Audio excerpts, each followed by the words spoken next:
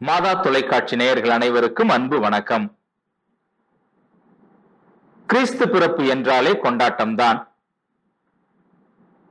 இந்த இனிமையான கிறிஸ்து பிறப்பு விழாவினை இல்லங்களில் மகிழ்வுடன் கொண்டாடி கொண்டிருக்கிற உங்கள் ஒவ்வொருவருக்கும் மதுரை நடுமண்டலம் சதங்கை கலைத்தொடர்பு மையத்தின் வாழ்த்துக்களை முதற்கண் தெரிவித்துக் கொண்டு, சதங்கை கலை மையத்தின் இந்த சிறப்பு நிகழ்ச்சிக்கு உங்களை அன்போடு வரவேற்கின்றேன். கொண்டாட்டங்கள் பல விதங்களில் இருக்கலாம். இறைவன் கொடுத்த மிகப்பெரிய கொடையாக இருப்பது பேச்சு. ஒரு வார்த்தை கொல்லும், ஒரு வார்த்தை ஆற்றுப்படுத்தும் என்று சொல்லுவார்கள். பேச்சினாலே நமது கருத்து சுதந்திரத்தை மட்டுமல்ல, வலுவிழந்த உள்ளத்திற்கு நம்மால் நம்பிக்கையையும் ஊட்ட முடியும். அந்த வகையிலே இந்த கிறிஸ்து பிறப்பு விழாவை கொண்டாடும் விதமாக மதுரை உயர்மறை மாவட்டத்திலே அழுரடி பேச்சு போட்டி ஒன்றையும் நடத்தினோம். நலமிகு சமுதாயத்திற்காய் நான் எதிர்நோக்கும் விடுதலை, நலமிகு சமுதாயம் படைத்தலில் ஊடகமும் தொடர்பாடலும், நலமிகு சமுதாயம் படைத்தலில் கிறிஸ்தவரும் கிறிஸ்தவமும், இதுதான் போட்டியின் தலைப்புகளாக கொடுக்கப்பட்டது. இந்த தலைப்புகளில் மிகச் சிறப்பான உரையை வழங்கி நம்மை சிந்திக்க தூண்டிய அந்த பேச்சாளர்களின் தொகுப்பையே இன்றைய சிறப்பு நிகழ்ச்சியாக உங்களுக்கு தருகிறோம். இதன் நிறைவில் அருட்தந்தை அவர்களுடைய கிறிஸ்து பிறப்பு செய்தியையும் கேட்டு மகிழ்வோம். வாருங்கள், நேரடியாக நிகழ்ச்சிக்குள் செல்வோம். சமுதாய நலம் படைத்தலில் கிறிஸ்தவமும் கிறிஸ்தவரும். எது கிறிஸ்தவம், யார் கிறிஸ்தவர் என்ற வினாக்களுக்கான விடையில் இருக்கிறது என் உரை. உனக்காக மட்டும் வாழாதே, நீ மற்றவர்களுக்காகவும் வாழ வேண்டும் என்ற வாழ்க்கை முறையை கற்பிக்கிற நெறி எதுவோ அது கிறிஸ்தவம். எனக்காக மட்டும் வாழ மாட்டேன், என் சமூகத்திற்காகவும் வாழ்வேன் என்று வாழ்கிறவர் எவரோ அவர் கிறிஸ்தவர். அயர்லாந்து தேசத்தில் இறைப்பணியில் ஈடுபாடு கொண்டிருந்த போது அந்த இளம் பெண்ணின் பெயர் ஆக்னஸ் என்று இருந்தது. அவர் இந்திய தேசத்திற்கு வந்து இறைப்பணிக்காக தன்னை அர்ப்பணித்த போது அவரின் பெயர் தெரசா என்று மாறியது. இறைப்பணியோடு சமூக பணிக்காகவும் தன்னை முழுமையாக அர்ப்பணித்த போது அவரின் பெயர் அன்னை தெரசா என்று உயர்ந்தது. ஒரு பானை சோற்றுக்கு ஒரு சோறு பதம் என்பார்கள். நம் ஆண்டவர் சொன்னார், ஆதரவற்றவர்களுக்கு அடைக்கலம் கொடுங்கள், நோயாளர்களை தொட்டு குணப்படுத்துங்கள், அடக்கப்பட்டும் ஒடுக்கப்பட்டும் தாழ்த்தப்பட்டும் கிடக்கிற மக்களின் விடுதலைக்காக போராடுங்கள் என்று. அவரின் வார்த்தைகளை தம் வாழ்க்கையாக்கி வாழ்ந்தவர் அன்னை தெரசா. ஆங்கிலேயர் ஆட்சியில் இந்தியா அடிமைப்பட்டு கிடந்தது என்று சில வரலாற்றாசிரியர்கள் சொல்லுவார்கள். நான் அப்படி சொல்ல மாட்டேன். ஆங்கிலேயர்களின் ஆட்சியில் இந்தியா இருந்தபோது தமிழ்நாட்டில் முல்லை பெரியாறு என்ற ஒரு அணை கட்டுவதற்கு பென்னிகுக் என்ற ஒரு கிறிஸ்தவ பொறியாளரை ஆங்கிலேய அரசு நியமித்தது. அப்படி அந்த அணை கட்டும்போது நிதி பற்றாக்குறை ஏற்பட்டது. அந்த நிதி பற்றாக்குறையை சமாளிப்பதற்காக பென்னிகுக் அவர்கள் இங்கிலாந்து தேசத்திற்கு சென்று தன்னுடைய சொத்துக்களை விற்று அந்த அணையை கட்டி முடித்தார் என்பது வரலாறு. அவருக்கு அப்பேற்பட்ட உள்ளம் எங்கிருந்து வந்தது? 5 அப்பங்களையும் 2 மீன்களையும் கொண்டு பல்லாயிரம் மக்களின் பசியை போக்கினாரே நம் ஆண்டவர். அவரிடமிருந்து வந்தது அவருக்கு அந்த எண்ணம். அவரின் செயலும் பென்னிகுக் அவர்களின் செயலும் ஒன்று என்பது என்னுடைய கருத்து. கிறிஸ்தவம் ஏராளமான தமிழ் அறிஞர்களை தந்திருக்கிறது. இன்றைக்கு பட்டிமன்றம் என்று சொன்னவுடன் நம் நினைவுக்கு வருபவர் தமிழறிஞர் சாலமன் பாப்பையா ஐயா அவர்கள். அவர் தான் படித்த பள்ளியினுடைய கல்வி சேவைக்காக தன்னுடைய வருமானத்திலிருந்து 25 லட்சம் ரூபாய் நிதி வழங்கினார் என்பது நாம் எல்லோரும் அறிந்த செய்தி. கிறிஸ்தவர்கள் கல்விக்காக, மருத்துவத்திற்காக ஏராளமான பணிகளை செய்து கொண்டிருக்கிறார்கள். அவர்களுடைய சமூக பணிகளை 5 மணித்துளிகளுக்குள் சொல்ல நினைப்பது அன்றில் பறவை ஆகாயத்தை தொடுவதற்கு எடுக்கும் முயற்சியை போன்றது. 2000 ஆண்டுகளுக்கு முன்பு வாழ்ந்த என் புறநானூற்று புலவன் சொன்னான், தமக்கென வாழாமல் பிறர்க்கென வாழ்பவர்களால் தான் இந்த உலகம் இயங்கிக் கொண்டிருக்கிறது. 100 ஆண்டுகள் நோய் நொடி இல்லாமல் ஆரோக்கியமாக தனக்காக மட்டும் வாழ்வதை விட 30 ஆண்டுகள் இந்த சமூகத்திற்காக வாழ்ந்து உயிர் திறப்பது மேலானது என்பதுதான் நம் ஆண்டவர் இயேசு கிறிஸ்துவனுடைய வாழ்க்கை நமக்கு சொல்லுகிற பாடம். அந்த பாடத்தை படிப்போம். அண்மை காலமாக பத்திரிகைகளை புரட்டினால் ரத்த வாடை வீசுகிறது. சின்ன திரையை விலக்கினால் துர்நாட்டம் அடிக்கின்றதே. ஏன்?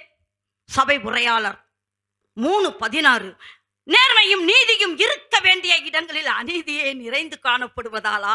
ஆம், பாருக்குள்ளே நல்ல நாடு இன்று பாருக்குள் கெட்ட நாடாக.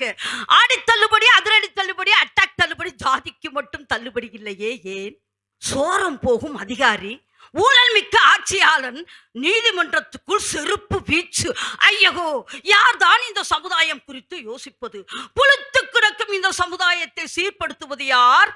துர்நாற்றம் வீசும் இந்த அரசியல் குட்டையை தூர்வார்ப்பது எப்போது? அதற்கு மேலாக இல்லை என்ற கொடுமையை இல்லாமையாக்குவது என்று. ஆம், விடுதலை பயணம் 33:12 ஆண்டவர் சொல்றாரு, இம்மக்களை வழிநடத்தி சொல். மோசேக்கு மட்டும் கொடுத்த அறைகுவல் அல்ல, மக்களாகிய நம்மளுக்கும் கொடுக்கப்பட்ட அறைகுவல் அல்லவா? நலமிக்க திறமையுள்ள ஆட்சி இல்லையேல், தலைமை இல்லையேல் இந்த நாடு நாசமாய் போய்விடும். ஆம், தகுதியற்ற தலைவர்கள் நாசமாய் போவதில்லை இந்த நாடு. மாறாக தலைமையற்ற தலைவர்களை தேர்ந்தெடுக்கும் மக்களால் நாசமாய் போய் கொண்டிருக்கிறது. இதற்கு விடுதலை ஒரு பொட்டலம் பிரியாணிக்கும் ஒரு துண்டு எலும்புக்கும் மயங்கும் பாமரனுக்கும், நோட்டாவை நோக்கி கையை நீட்டும் மக்களுக்கும், லட்டுக்குள் முந்திரி பருப்பை தேடாமல் மூக்குத்தியை தேடும் பெண் வாக்காளிக்கும் விழிப்புணர்வை கொடுத்து, கட்சி பெயரை வாசித்து ஓட்டு போடும் அளவிற்கு மக்களுக்கு விழிப்புணர்வை கொடுத்து நல்ல தலைமையை ஆட்சி பீடத்தில் அமரச் செய்தால் மட்டுமே இந்த நாட்டுக்கு விடுதலை. மத்தேயு 19:19 அழகா சொல்றாருங்க, உன்னை நேசிப்பது போல் உன் அயலானையும் நேசி. உன் அயலான் யார்? உன் ஜாதியா, உன் மதமா, உன் குலமா, உன் கோத்திரமா? இல்லை இல்லை. அங்காளியா, பங்காளியா, மாமனா, மச்சானா? இல்லை. ஒடுக்கப்பட்டவன், குரலற்றவன், முகமற்றவன், நசுக்கப்பட்டவன், அமுக்கப்பட்டவன், இவனுக்கு என்ன வேண்டும்? விடுதலை. ரேஷனில் புழுத்த அரிசியை போடும் புழுத்தர்கள், தானியங்களை பதுக்கும் கடத்தல்காரர்கள், மூச்சுக்காற்றையும் மூட்டை கட்டி பதுக்கும் முதலாளித்துவ வர்க்கத்திற்கு கைவிலங்கை போட்டினால் அது விடுதலை. ஆம், பிழைத்தவர்கள் எடுத்து கொண்டார், உழைத்தவர்கள் தெருவில் நின்றார், பலர் வாட வாட சிலர் வாழ வாழ ஒருபோதும் தெய்வம் கொடுத்ததில்லை. நீதிமொழிகள் 1:10 உண்மையாவே ஆண்டவருங்க பயங்கரமான ஒரு தீர்க்கதரிசி. பிள்ளாய், தீயவர்கள் உன்னை கவர்ச்சியூட்டி இழுப்பார்கள், நீ அவர்களுடன் போக இறங்காதே. ஆம், ஆபாச போஸ்டரை தின்னும் பசுமாடு கூட காமத்து பாலை கறக்காது. ஆனால் இன்று நீதி போதனைகளை படிக்கும் நீ கனவுலக நாயகர்களின் கண்ணசைப்பிற்கு மயங்கி கருவுரை கருப்பூராக மாற்றிவிட்டாய. வெட்கம் வெட்கம் வெட்கம். சமுதாய அக்கறை உள்ள இளைஞனே, புறப்படு. இந்த போதை விற்பனை செய்யும் நடமாடும் பட்டணத்து பூதங்களை சிமிலுக்குள் அடைக்க இன்றே இப்பொழுதே புறப்படு. ஆம் மாணவா, வகுப்பறையில் செங்கோணம், குறுங்கோணம், முக்கோணம் என படிக்கும் நீ, இந்த சமுதாயம் எந்த கோணத்தில் இருக்கின்றது, எங்கெல்லாம் கோணல்கள் இருக்கின்றது என்பதை சிந்தித்துப்பார். ஆம், இப்படியாக விடுதலை விடுதலை என்று கூறிக்கொண்டால் மட்டும் போதுமா? இல்லை. ஆம், சித்திரத்தில் பெண்ணெழுதி சீர்படுத்தும் மாநிலம் இன்று பெண்களை, ஐயோ என்ன சொல்வது, காகித பூக்களுக்கு கற்பழிப்பில்லை, பிரசவ வலி இல்லை, ஆனால் அசலுக்கு மட்டும் ஆபத்து ஆபத்து.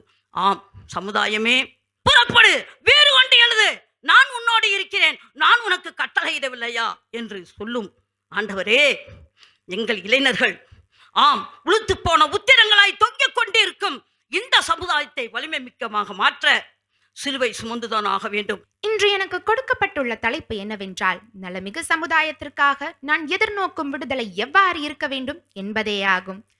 அன்று என் முண்டாசு கவிஞன் பாரதி கூறினான், நிகரென்று கொட்டுமுரசே இந்த நீநிலம் வாழ்பவரெல்லாம், தகரென்று கொட்டுமுரசே பொய்மை ஜாதி வகுப்பினை எல்லாம், அன்பென்று கொட்டுமுரசே இன்பங்கள் யாவும் பெருகும், மக்கள் யாவரும் ஒன்றோடு ஒன்று கண்டால்.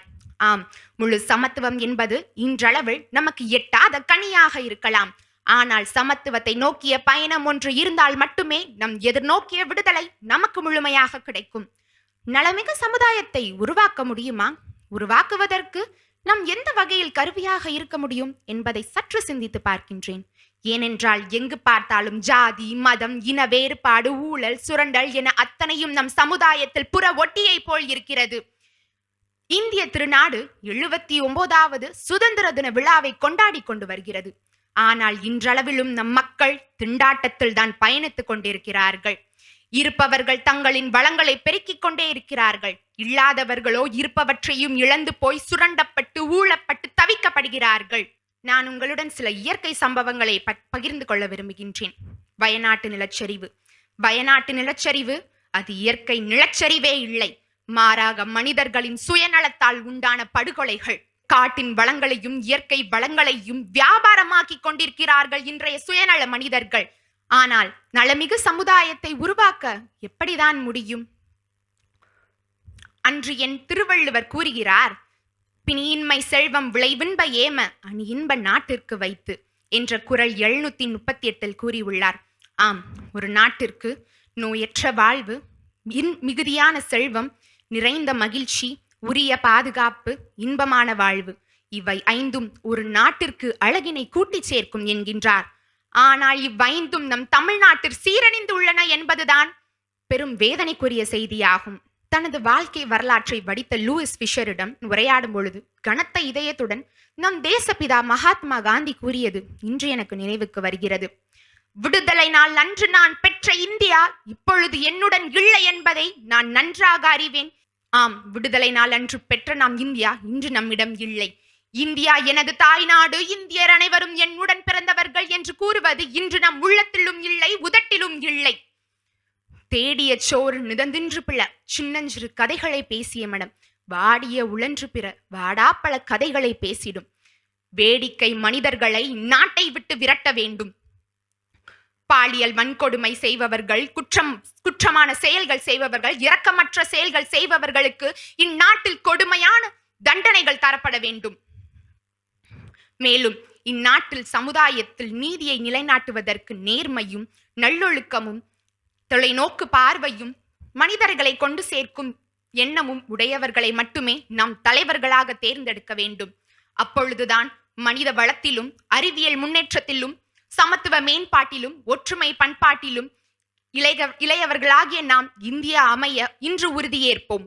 நலமிகு சமுதாயம் படைத்தலில் கிறிஸ்தவர்களும் கிறிஸ்தவமும் தொடர்ந்து சமுதாயத்திற்கு பல நலன்களை அளித்துக் கொண்டிருப்பதால் தான் 2000 வருடங்கள் கழிந்தும் கிறிஸ்தவ மதம் இன்னும் மெருகேறிக் கொண்டிருக்கிறது.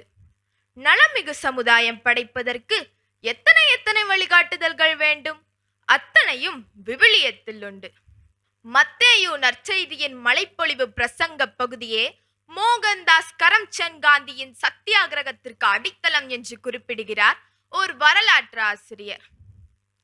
நலமிகு சமுதாயம் படைப்பதற்கு ஆணிவேராக இருப்பவை அன்பு, அமைதி, இரக்கம், நன்றி மறவாமை, பேதம் இன்மை, மன்னிப்பு. ஒன்னார் இரும்பாணி ஓங்கி அறைகையிலே பொன்னார் திருமேனி பூப்பூவாய் சிதைகிறது. சிலுவையிலே ஐயோ சிலுவையிலே சேர்த்த ஆணி அறைகையிலே எலும்பு துகளாகி இளம் ரத்தம் கசுகிறது. இயேசுவுக்கு முன்பின்னாய் காலம் கிளிகின்றது. அருள் வதனம் மன்னிப்பின் அழகில் கனிகிறது. துன்பச் சிலுவையில் தொங்கிய இயேசு அன்புடனே ஓர் அருள்மொழி சொல்கிறார். தந்தாய், இவரைத்தாம் மன்னிப்பீர், செய்வதறியாது செய்கிறார்கள். இந்த மன்னிப்பின் உச்ச நிலையை மனதில் நிலைநிறுத்தினாலே நலமிகு சமுதாயம் அமைவது உறுதி.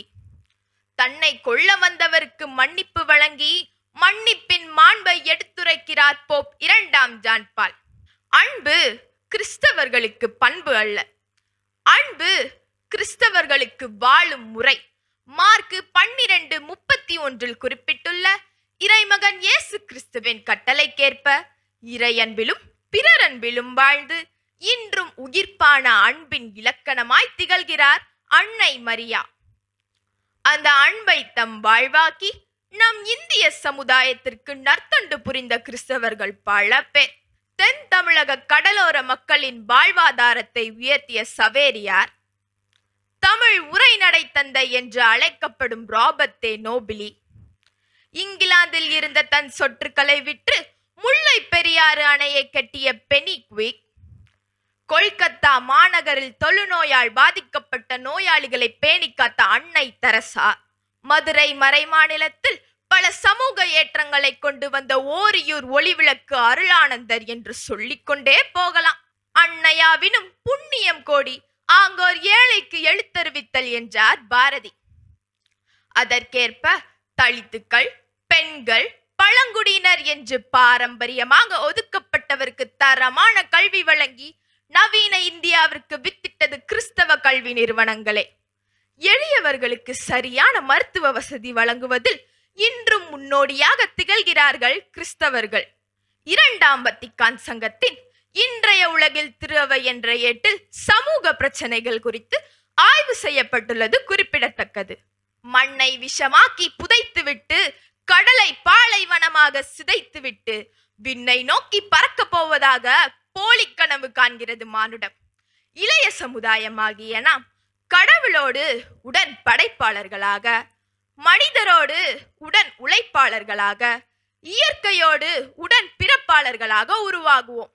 ஓங்கும் வன்முறை ஒழித்திடுவோம், வீங்கும் மாயுதம் களைந்திடுவோம், பகுத்துண்டு பல்லுயிர் ஓம்பிடுவோம், நன்மையால் தீமையை வென்றிடுவோம் என்று கூறி மேரியின் பூமடி மேவிய தேவனின் கோவிலிலே யாவரும் தீபங்களே என்ற கவிஞர் வாலியின் வரிகளோடு வாய்ப்பளித்தமைக்கும் வாய்மொழி கேட்டமைக்கும் நன்றி பாராட்டி விடைபெறுகிறேன். ஒரு நல்ல சமுதாயம் என்றால் என்ன? அது வெறும் கட்டிடங்கள், சாலைகள், தொழில்நுட்ப வளர்ச்சி மட்டுமல்லாமல் அது அன்பு, சமாதானம், நீதி, அமைதி நிறைந்த வாழ்க்கையும், ஏழை பணக்காரன் என்ற வேறுபாடில்லாத சமத்துவமும், அனைவருக்கும் அமைதியும் வளமும் நிறைந்த நிலை. அப்படிப்பட்ட நலமிகு சமுதாயத்தை உருவாக்குவதில் கிறிஸ்தவமும் கிறிஸ்தவரும் மிக முக்கிய பங்கு வகிக்கின்றன. ஒரு சமுதாயம் நலமுடனும் அமைதியுடனும் அன்புடனும் வாழ வேண்டுமெனில் அதன் அடிப்படை மதிப்புகள் உயர்ந்தவையாக இருக்க வேண்டும். அந்த மதிப்புகளை கிறிஸ்தவம் நமக்கு கற்பிக்கிறது. கிறிஸ்தவம் சொல்லும் மிக முக்கியமான போதனை என்னவென்றால் அன்பு. உன் அயலானை உன்னை போல் நேசிக்க என்று இயேசு கற்றுத்தந்தார். இந்த அன்பே நலமிகு சமுதாயத்தின் முதுகெலும்பு ஆகும். இந்த உலகம் எதற்காக இயங்கிட்டு இருக்கு? அன்புக்காகத்தான். அன்பு இருந்தால் தகராறு இருக்காது, அன்பு இருந்தால் வேறுபாடு இருக்காது, அன்பு இருந்தால் அமைதி நிலைக்கும். கிறிஸ்தவர் என்பவர் வெறும் தேவாலயத்தில் ஜெபம் செய்யும் ஒருவர் மட்டுமல்ல, அவர் சமூகத்தில் வெளிச்சமாக இருப்பவர் என்று இயேசு சொன்னார். நீங்கள் உலகத்தின் ஒளி, பூமியின் உப்பு. அதாவது எங்கு சென்றாலும் கிறிஸ்தவர்கள் நல்லுணர்வை பரப்ப வேண்டும். சேவை, அன்பு, கருணை, மன்னிப்பு, ஒற்றுமை இவை அனைத்தும் கிறிஸ்தவத்தின் பரிசுகள். ஒரு நலமிகு சமுதாயம் உருவாக வேண்டுமெனில் நாம் ஒவ்வொருவரும் மற்றவருக்காக வாழ கற்றுக்கொள்ள வேண்டும். இயேசு தம் வாழ்வை மனிதர்களுக்காக அர்ப்பணித்தார். நல்ல செயல்களின் மூலம் இயேசுவின் அன்பை காட்டுவது அதுவே உண்மையான சாட்சியாகும். ஏழைகள், நோயாளிகள், அனாதைகள், ஆதரவற்றோர் ஆகியோருக்காக நாமும் கிறிஸ்துவின் கரமாக, இதயமாக இருக்கலாம். கிறிஸ்தவம் கூறும் மற்றொரு முக்கியமான மதிப்பு என்னவென்றால் மன்னிப்பு. இயேசு சிலுவையில் இருந்த போது தன்னை சிலுவையிட்டவர்களை மன்னித்தார். நாமும் ஒருவரை ஒருவர் மன்னித்தால் மட்டுமே இச்சமூகம் அமைதியாக இருக்கும். அன்பான நண்பர்களே, ஒரு நலமிகு சமுதாயம் உருவாக வேண்டுமெனில் நாம் ஒவ்வொருவரும் கிறிஸ்துவின் மனப்பான்மையை தங்களுள் வெளிப்படுத்த வேண்டும். அன்பு, கருணை, மன்னிப்பு, சேவை, ஒற்றுமை இவை அனைத்தும் கிறிஸ்தவத்தின் பரிசுகள். இந்த பரிசுகளை நம் வாழ்வில் நடைமுறைப்படுத்தினால் நிச்சயமாக நமது சமுதாயம் நலமிகு சமுதாயமாக மாறும். தாயாம் தமிழை வணங்கி, மூத்தோர் நல்லோர் அவை வணங்கி, நலமிகு சமுதாயத்திற்கு நான் எதிர்நோக்கும் விடுதலை எனும் தலைப்பில் பேச வந்துள்ளேன். பெரிதினும் பெரிது கேள் என்றான் பாரதி. அந்த வகையில் நான் எதிர்நோக்கும் விடுதலை சமரசமில்லாத முழுமையான விடுதலை. வள்ளியோர் சிலர் எளியோர் தம்மை வதையே புரிவதா, மகராசர்கள் உலகாளுதல் நிலையாம் என்னும் நினைவா என்ற பாரதிதாசனின் வரிகளுக்கு ஏற்ப இச்சமுதாயத்தில் அனைவரும் சமமாக வேண்டும். உண்ண உணவு, உடுத்த உடை, வசிக்க வீடு என நலமிகு வாழ்வு வேண்டும்.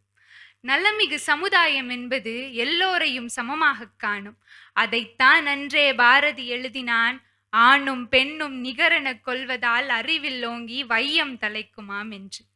இங்கு பாரதி கூறுவதை நன்றாக கவனிக்க வேண்டும். ஆணுக்கு பெண் நிகரென கொள்வதால் என அவன் கூறவில்லை.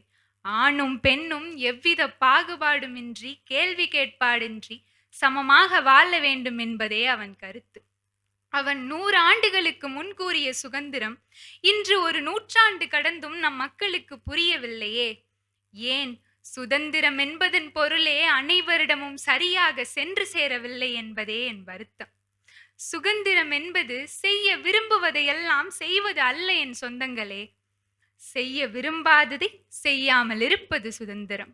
அப்பனின் பிச்சை பாத்திரத்தை பிள்ளைகளுக்கு புதுப்பித்து தருவதற்காய் 5 ஆண்டுக்கு ஒரு முறை தேர்தல் வருகிறது. நாமும் வரிசையில் நிற்கிறோம். ஜனநாயகமும் தேர்தல் அரசியலும் நிறம் மாற வேண்டும். மதவாதிகளையும் பணக்காரர்களையும் சினிமா பிரபலங்களையும் நம்பி வாக்குரிமையை விற்கும் நிலை மாறி திறமையானவர்களையும் நல்லவர்களையும் தேர்ந்தெடுக்க வேண்டும். உழுதவன் வறுமையில் உழலும் நிலை மாற வேண்டும். வாரம் 2 முறை நம் மீனவர்கள் இலங்கை அரசால் சிறைபிடிக்கப்படுகின்றனர். மீனவர்களின் கடற்கரைகள் எல்லாம் கார்ப்பரேட் கம்பெனிகள் களவாடி கொண்டன. அன்று மீனவர்களின் மரக்கலங்களும் கட்டுமரங்களும் நிறுத்தப்பட்ட இடமெல்லாம் இங்கு கார்ப்பரேட் கம்பெனிகளின் சொகுசு பங்களாக்கள் களவாடி கொண்டன. கடலும் கடற்கரையும் கடலோடியாம் மீனவனுக்கே எனும் நிலை வர வேண்டும். மேரிக்கும் மாரிக்குமா சண்டை? பின் ஏன் மண்டைக்காடு? நம் மதங்கள் எல்லாம் அறநெறிகளாக மாறி அன்பை மட்டுமே வளர்க்க வேண்டும். சாப்பிடும் உணவிற்காய் மாட்டிற்காய் மனிதனை கொல்லும் மதவெறி உடைத்த விடுதலை வேண்டும். அறிவை வளர்க்க அன்னை தமிழ், அடுத்தவருடன் தொடர்பு கொள்ள ஆங்கிலம், இவை இருக்க இந்தி ஏன்? நான் என் தாய்மொழி இந்தியை மட்டுமே படிப்பேன். என் இந்தியை கற்றுக்கொண்டு என்னோடு போட்டி போடு எனும் நாகரீகமற்ற கல்வி முறைக்கு மூடு விழா நடத்தி கல்வி நிலையங்கள் எங்கும் மாணவர் நிறைய அறநெறி கல்வியை வருங்கால சந்ததிக்கு சொல்வோம். நாட்டுக்காக உழைத்த தலைவர்களை எல்லாம் சாதிக்குள் தள்ளி நீங்க என்ன ஆளுக என கேட்கும் கேவலமான சாதி கட்டுமானத்திற்கு மூடு விழா எடுப்போம். தமிழராய் எழுந்து நிற்போம். களத்திலும் இல்லத்திலும் சமமாய் நின்று களத்தில் எதிரிகளுடன் சண்டையிட்டு இல்லத்தில் வேலைகளை பகிர்ந்து வாழ்ந்த ஈழத்தமிழ் பெண்களைப் போல தாய் தமிழ்நாட்டு பெண்களும் முழு சுதந்திரம் பெற்று சம உரிமை பெற்றவர்களாய் வாழ வேண்டும். நச்சு தொழிற்சாலைகள் இல்லாத, பேதை என்றால் என்ன என்றே அறியாத, எல்லோருக்கும் எல்லாமும் பெறும் சம உரிமை சமுதாயம், அந்த விடுதலை வேண்டும். கல்வியில் பின்லாந்தாக, தேசங்களில் கியூபா ஆக, தலைவர்களில் பிடல் காஸ்ட்ரோ ஆக, சாதியற்று தமிழராய் தமிழால் எல்லோருக்கும் எல்லாமும் கிடைக்கும் விடுதலையே நலமிகு சமுதாயத்திற்கு நான் எதிர்நோக்கும் விடுதலை விடுதலை விடுதலை என உரைத்து விடைபெறுகிறேன். நன்றி.